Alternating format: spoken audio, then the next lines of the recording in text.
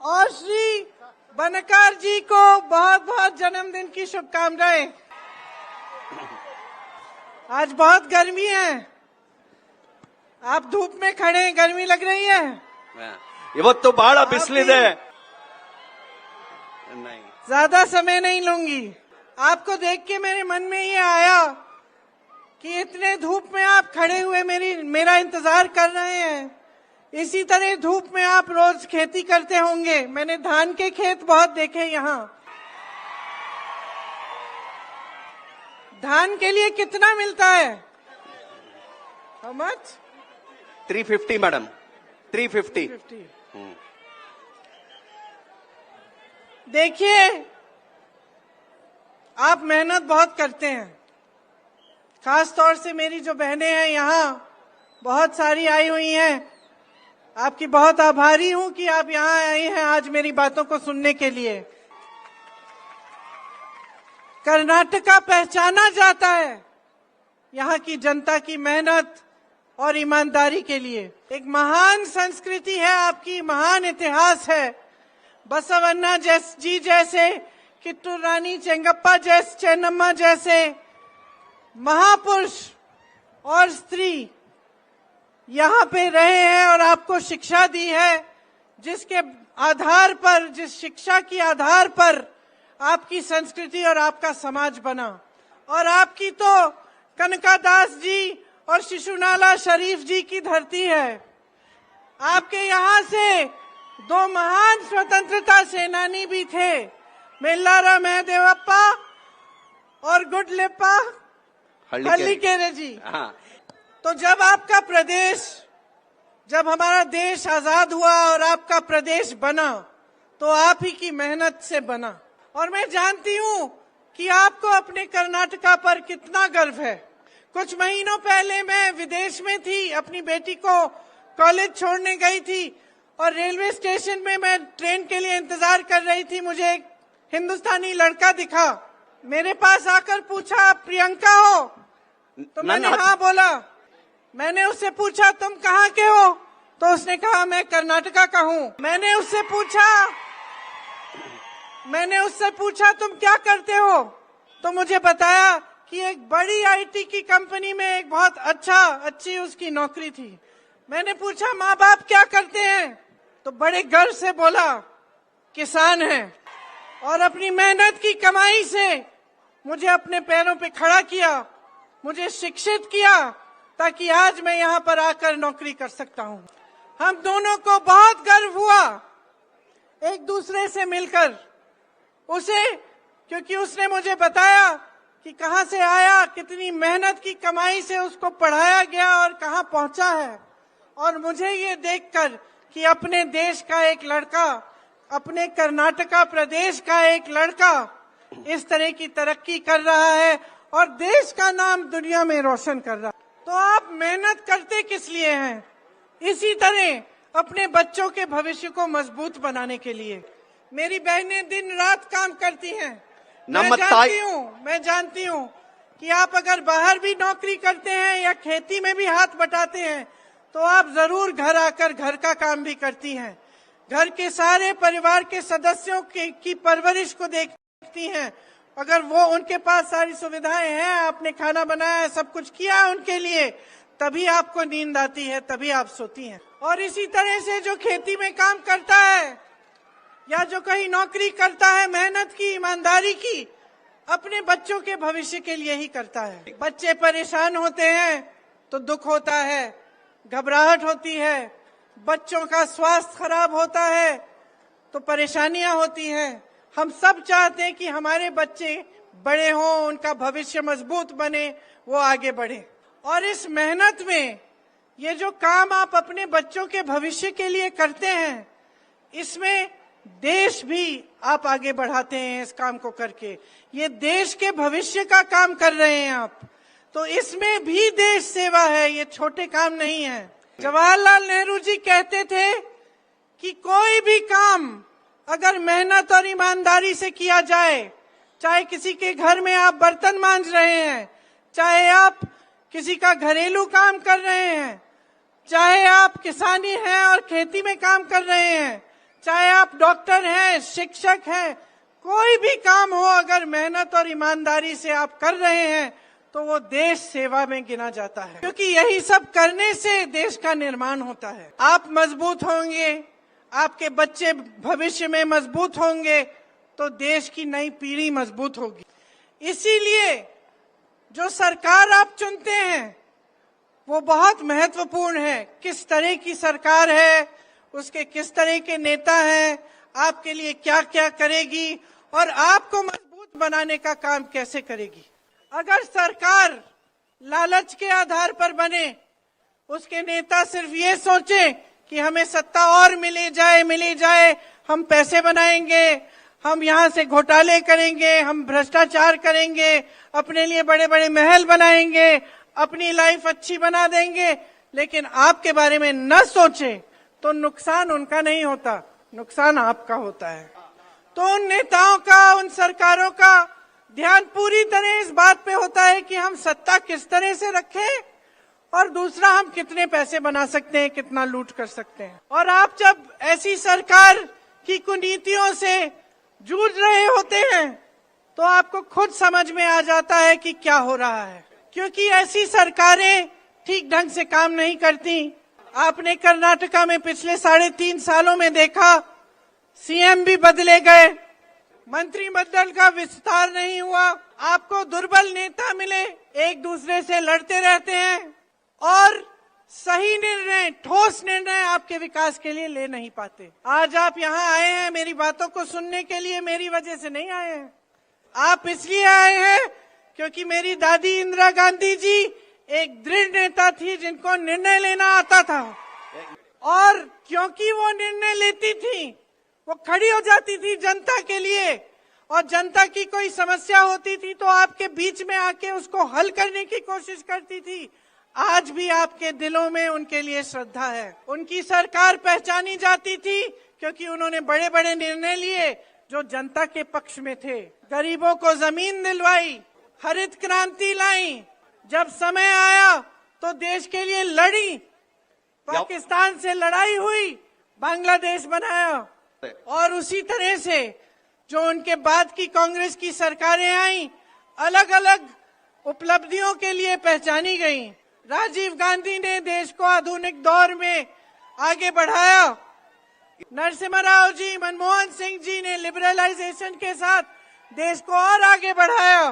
तो हर सरकार की एक पहचान होती है, और ज्यादातर जब आपने देखा होगा कांग्रेस की सरकारें हैं तो कोई अच्छी ही पहचान होती है कि कुछ करके दिखाया। और आज कर्नाटका में जो बीजेपी की सरकार है उसकी एक ही पहचान है, एक ही पहचान है भाइयों और बहनों, 40% सरकारा।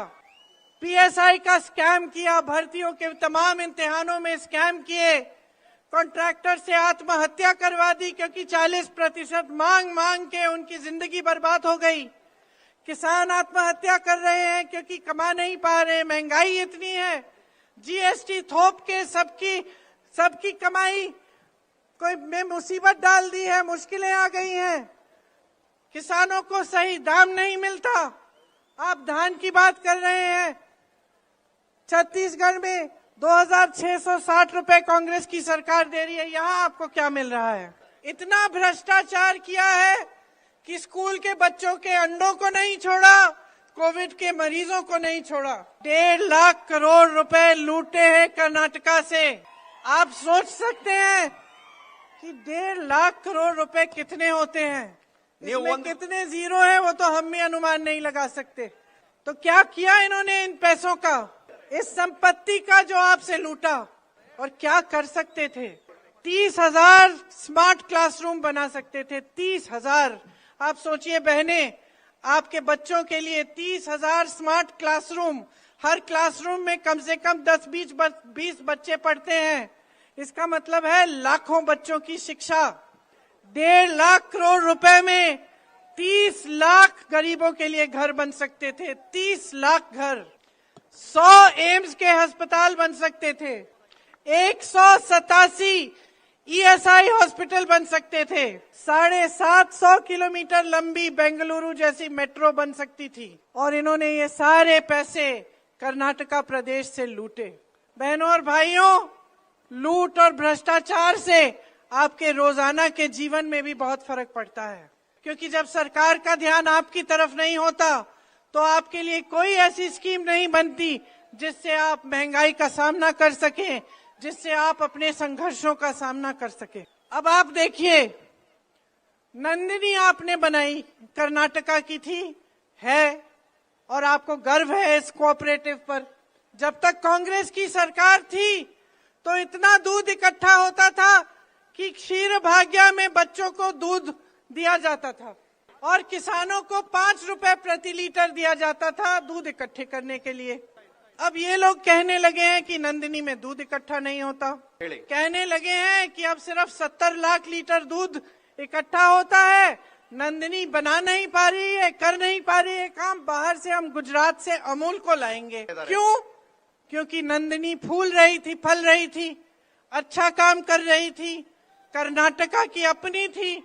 अब इन्होंने सोचा कि इसको भी हम लूटने की कोशिश करते हैं। अगर ये ऐसा करेंगे तो 1 करोड़ से ज्यादा लोगों की आमदनी मुश्किल में पड़ जाएगी, कमाई मुश्किल में पड़ जाएगी। लेकिन उनको इस बात की परवाह नहीं है, इनको सिर्फ इस बात से परवाह है कि कितना, कहां पे, कैसे लूटा जा सकता है। देखिए, आपको याद होगा जब कांग्रेस थी तो अन्ना भाग्य, क्षीर भाग्य, पशु भाग्य, आरोग्य भाग्य, विद्याश्री, इंदिरा कैंटीन जैसी स्कीम थी, याद है आपको? यहाँ कितना काम, कितना विकास कांग्रेस की सरकारों ने कराया। जब देखा कि आप संकट में हैं तो आपके लिए कोई स्कीम, कोई योजना, आपकी वेलफेयर के लिए कोई फंड बनाया ताकि आपकी सहायता हो पाए। आज स्थिति ये है कि यहाँ जो लहसुन के किसान हैं उनको सही दाम नहीं मिलता, उनको खाद नहीं मिलती, प्रदर्शन करना पड़ता है, फिर भी कोई सुनवाई नहीं होती।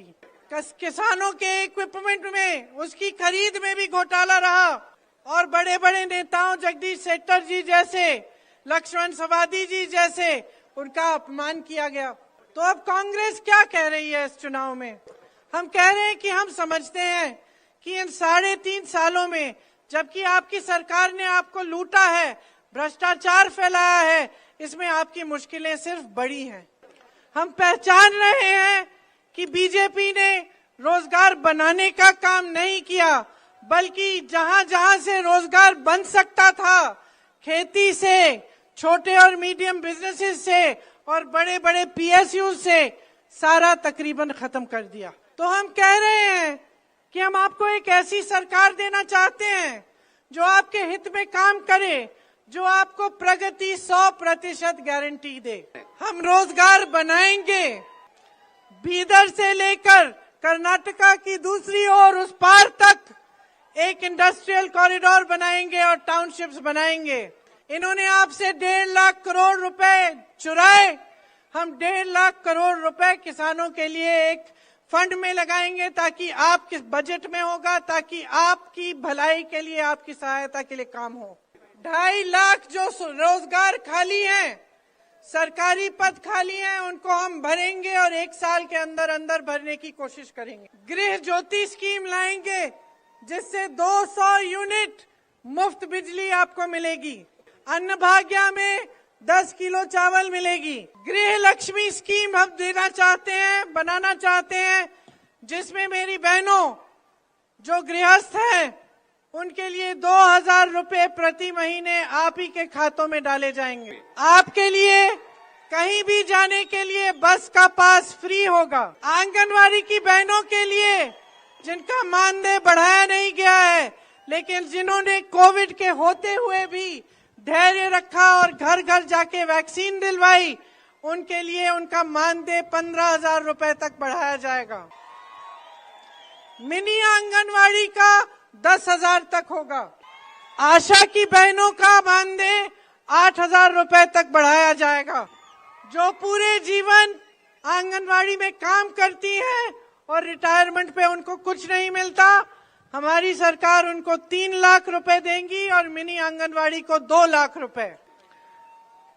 मेरे नौजवान बहनों और भाइयों, जिसका ग्रेजुएशन हो गया है लेकिन जिसकी नौकरी नहीं है, उसके लिए 3,000 रुपए प्रति माह सरकार देगी। इस स्कीम का नाम है युवा निधि और इसमें जिसका डिप्लोमा है और उसकी नौकरी नहीं है उसको भी 1500 रुपए दिए जाएंगे। छोटे बिजनेस और छोटे दुकानदारों के लिए एक वेलफेयर फंड बनाया जाएगा जिसमें करोड़ों रुपए डाले जाएंगे ताकि आप पर जब समस्या आती है तो आपकी सहायता के लिए और आपको खड़े रहने के लिए सुविधा मिले। मैसूरू, हुब्बल्ली, धारवाड़, गुलबर्गा, बेल्लारी, चित्रदुर्गा जैसी छोटी शहरों जो बेंगलुरु जितनी बड़ी नहीं है लेकिन जिनको सेकंड टियर के शहर कहते हैं, इनको हम बेंगलुरु की तरह आईटी और टेक में मजबूत बनाना चाहते हैं ताकि यहाँ से भी बहुत रोजगार बढ़ेंगे। आने वाले समय में पेट्रोल और डीजल की गाड़ियां कम होंगी और इलेक्ट्रिक गाड़ियां ज्यादा होंगी। इनकी मैन्युफैक्चरिंग, इनको बनाने के लिए हम कर्नाटका को सर्वप्रथम बनाना चाहते हैं। ऐसी बहुत सारी योजनाएं हैं जो हम आपके लिए लाना चाहते हैं। हम आपको दिखाना चाहते हैं कि एक निष्ठावान, ईमानदार सरकार जनता के हित में किस तरह से काम करके किस तरह से प्रदेश का विकास करा सकती है। लेकिन बहनों और भाइयों, अगर आप चाहते हैं कि एक ऐसी सरकार आए जिस तरह की सरकार मैं बता रही हूं, तो एक बहुत बड़ी जिम्मेदारी आपकी भी है। देखो, आपके प्रदेश के को किसी नेता ने नहीं बनाया। मैंने शुरू में ही कहा, प्रदेश को, देश को जनता ने बनाया है। ये प्रदेश आपका है, यही प्रदेश आपका भविष्य तय करेगा और इस भविष्य को तय करने के लिए आपकी सबसे बड़ी भूमिका है जो 10 तारीख को आप वोट डालने जा रहे हैं। आपको एक ऐसा विधायक चाहिए जो 250 करोड़ के घोटाले में जिसका नाम निकलता है, जो आरोपी है उस मामले में, या एक ईमानदार विधायक चाहते हैं? आप एक ऐसा विधायक चाहते हैं जो अपने दलित भाइयों को प्रताड़ित करने में जिस पे आरोप लगा है, या आप एक ऐसे एमएलए चाहते हैं जो जब आप पर समस्या आती है तो वो आपको बचाने के लिए, आपको मदद करने के लिए आता है? अगर आप चाहते हैं कि एक ऐसी सरकार बने, आपको ऐसे मुख्यमंत्री मिले जिनका ध्यान सिर्फ आप पर और आपके विकास पर केंद्रित रहे। मैंने देखा है पिछले कुछ सालों से हमारे देश में और आपके प्रदेश में भी एक अलग तरह की राजनीति चल रही है और उसका सबूत ये है कि आज जब 3.5 सालों के लिए बीजेपी की सरकार रही है, उनके बड़े से बड़े नेता प्रधानमंत्री नरेंद्र मोदी जी से लेकर उनके मुख्यमंत्री, अलग अलग प्रदेशों के, यहाँ के मुख्यमंत्री, उनके गृह मंत्री, रक्षा मंत्री, सब यहाँ आते हैं लेकिन आपकी बात नहीं करते। ये एक नई राजनीति हमारे देश में कुछ सालों से चल रही है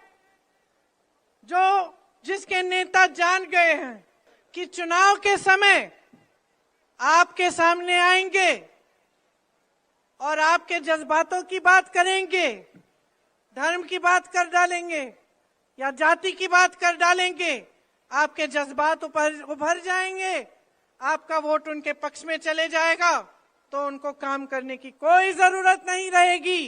अगर उन्होंने काम किया होता और इस तरह से आपको लूटा नहीं होता तो उनके प्रधानमंत्री जी यहाँ आकर आपको अपनी गालियों की लिस्ट नहीं, अपमानों की लिस्ट नहीं, आपके लिए जो कार्य किए हैं उसकी लिस्ट सुनाते। वो आपको बताते कि कितने अस्पताल बनाए हैं, कितने स्कूल खोले हैं, कितने नए उद्योग बनाए हैं, कितने रोजगार दिलवाए हैं, कितना विकास किया है आपके लिए।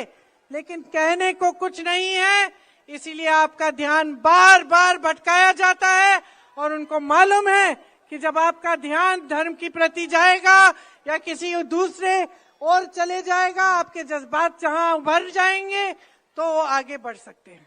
तो आप इंदिरा गांधी जी को याद करते हैं, उनके प्रति आपके दिल में श्रद्धा है ना? उन्होंने अपना जीवन देश के लिए दिया, देश के लिए शहीद हुई।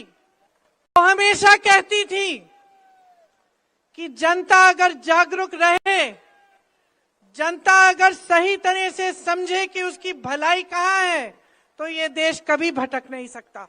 तो उनके नाम से मैं आपसे वोट मांगने नहीं आई हूं, मैं आपसे आपकी जागरूकता मांगने आई हूं। जाग जाओ, ಎದ್ದೇಳಿ, आंखें खोलो, किसी की बात पर वोट मत डालो, अपने अनुभव पर डालो। 3.5 सालों में क्या किया है आपके लिए ये देखकर वोट डालो। कितना लूटा है, कितनी चोरी की है आपसे, उसको देखकर वोट डालो। महाभारत में जब अर्जुन अपना निशाना साधते थे तो वो मछली की आंख को देखते थे और वहां से उनका ध्यान कभी भटकता नहीं था। बहनों और भाइयों, समय आ गया है कि आप कर्नाटका के अर्जुन बन जाएं। अपना ध्यान अपने भविष्य पर रखो, ನಿಮ್ಮ अपना ध्यान अपने विकास पर रखो, अपना ध्यान अपने कर्नाटका प्रदेश के लिए रखो और उसको हटने मत दो, भटकने मत दो। अगली बार ये बड़े नेता आपके सामने आए तो उनकी हिम्मत नहीं होनी चाहिए कि इधर उधर की बातें करें। आपको बताएं आपके लिए किया क्या है, आपको बताएं आपके लिए योजनाएं कौन सी बनाई हैं, आपको बताएं कि आपका भविष्य मजबूत कैसे बनाएंगे। और ये जो वोट है इसकी कीमत समझो, इसी में आपका भविष्य है। सोच समझ के अपना वोट डालो, ऐसी पार्टी की सरकार बनाओ जो पूर्ण बहुमत से बने, जिसको कोई लूट न सके, जिसको कोई तोड़ न सके, जिसको कोई बदल न सके जब तक अगला चुनाव आए। 10 तारीख को अपना वोट कर्नाटका के पक्ष में दो। मेरे साथ जोर से बोलो, कर्नाटका की, कर्नाटका की, कर्नाटका की, कर्नाटका की, कर्नाटका की। हमारे यहाँ के उम्मीदवार, आज इनका जन्मदिन भी है, ಇವತ್ತು ನಮ್ಮ ಉಮೇದುವಾರರ बनकार जी, इनको भारी बहुमत से जिताइए ಇವರನ್ನ ದೊಡ್ಡ ಬಹುಮತದಿಂದ ताकि ತಾವು आपका ಆರಿಸಬೇಕು। क्षेत्र का पूरी तरह से विकास हो। मेरी बातों को इतनी धूप में आपने इतने ध्यान से सुना, इसके लिए बहुत बहुत धन्यवाद। मैं आपकी बहुत आभारी हूँ। जय हिंद। ಇಂಥ ಬಿಸಿಲಲ್ಲಿ ಕೂಡ ನೀವು ನಾನು ಕೇಳಿದ್ರೆ ಎಲ್ಲರಿಗೂ